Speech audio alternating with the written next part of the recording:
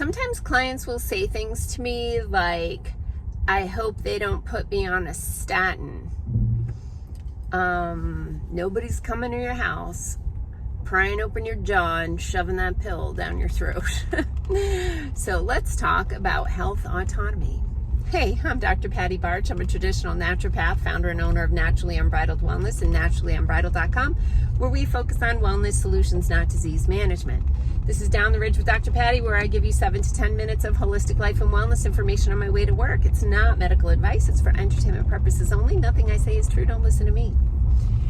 I've had a lot of clients lately that have, some pretty significant diagnoses. Like, as the years have gone on and with all the crazy crap of the past 4 years, like the complexity of cases that I see in my office now is like nothing like I would see 6, 7, 10, 12 years ago.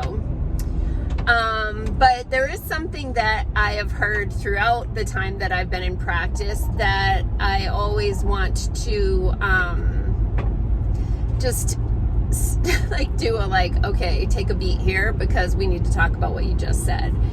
And so sometimes clients will say things like, I hope they don't put me on this or that drug.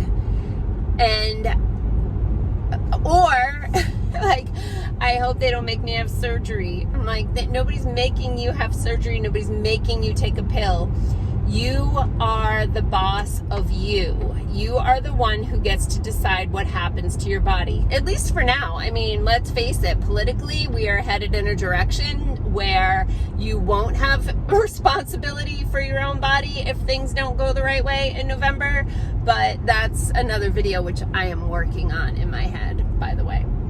Anyway, you have to remember, and your doctor, your chiropractor, your naturopath, like whoever you're working with, they also need to remember what their role is. And their role is as a consultant, right? Their role is to give you their expert opinion. And it's up to you to decide what to do with that opinion. And I had this conversation with a client the other day. He has a diagnosis of cancer, and they want to basically cut out his stomach. They want to connect his esophagus to his intestines. And, oh, hello, dear. And when they do that, if they do that, which they're not going to because he's not having the surgery, he absolutely doesn't want to. Oh, that was a little fawn. So cute. There's twin fawns. There's the other one. So cute. Where's your mama? Did she go first? Probably. Just making sure nobody's jumping out of the woods. Yeah, so they basically want to take out his stomach and attach his esophagus to his intestines, which means he basically needs to be practically vertical for the rest of his life, and he's not going to be able to properly digest his food. He'll have the worst kind of reflux if it gets beyond the vertical, because there's no stop check to keep all the intestinal stuff from coming back up and out.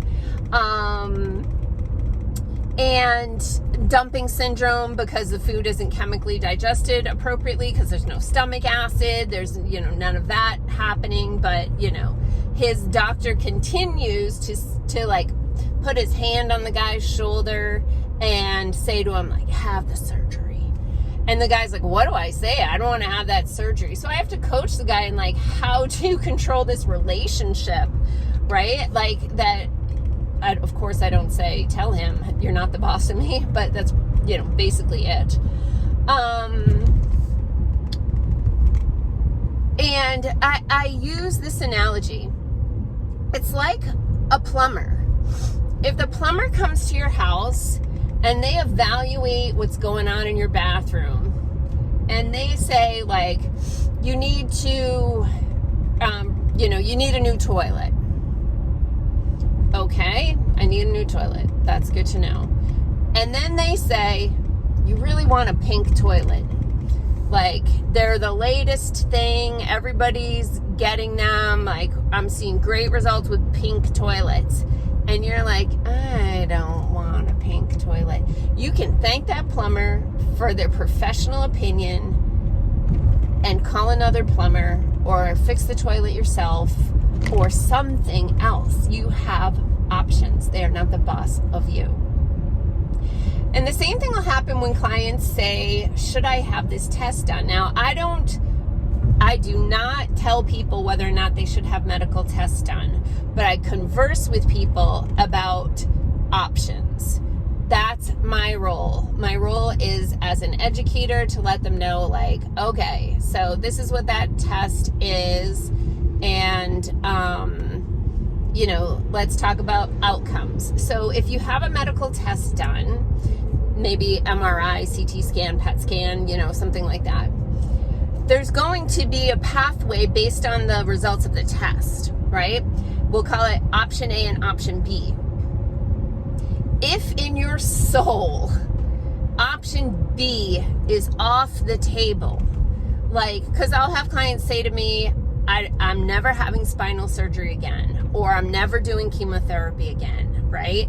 If that's on the table and the purpose of that test is to help you decide or help them decide if you're going to have chemo or have spinal surgery or whatever it is that they're looking to be able to do, if the test justifies it, but you're not doing that, then just go to option A, right? Whatever option A is. If option A is like revamping your lifestyle, taking vitamins, getting exercise, eliminating toxic personal care products, doing all the things to obtain health instead of mutilating your body, and I'm not saying, if you follow me, there's a time and a place for drugs and surgery. I'm not anti-drugs. I'm not anti-surgery. There is a time and a place for that stuff.